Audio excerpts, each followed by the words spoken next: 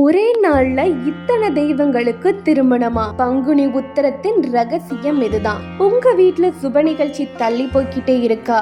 அப்போ இந்த பங்குனி உத்திரம் உங்களுக்கான நாள். சுவாரஸ்யமான ஆன்மீக தகவலுக்கு மறக்காம நம்ம சேனலை சப்ஸ்கிரைப் பண்ணிக்கோங்க. அப்படியே இந்த பெல் ஐகானையும் கிளிக் பண்ணிக்கோங்க. பங்குனி மாதமும் உத்திர நட்சத்திரமும் இணையும் இந்த திருநாள் வெறும் ஆன்மீக தினம் மட்டுமல்ல, இது அன்பும் அருளும் இணைந்த மங்கள திருவிழா. புராணங்களின்படி சிவபெருமான் பார்வதி தேவி, முருகன் தெய்வானை மற்றும் ராமபிரான் சீதாதேவி என பல தெய்வங்களுக்கு திருமணம் அரங்கேறிய அற்புதமான நாள் இதுதான். அதனாலதான் இத தெய்வீக திருமணங்களின் திருநாள்னே அழைக்கிறோம். இந்த நாளில் தான் மகாலட்சுமி தாயார் பார்க்கடலில் இருந்து அவதரித்தார் என்பதும், சிவனுக்கும் மோகினிக்கும் மகனாக ஐயப்பன் அவதரித்தார் என்பதும் தனிச்சிறப்பு. பழனி முதல் திருச்செந்தூர் வரை உள்ள முருகன் ஆலயங்களில் பக்தர்கள் பால் குடம் எடுத்தும் காவடி சுமந்தும் தங்களது நேர்த்திக் கடன்களை செலுத்துவார்கள். இந்த வருடம் ஏப்ரல் 1ஆம் தேதி அன்று வரும் இந்த திருநாளில் விரதம் இருப்பது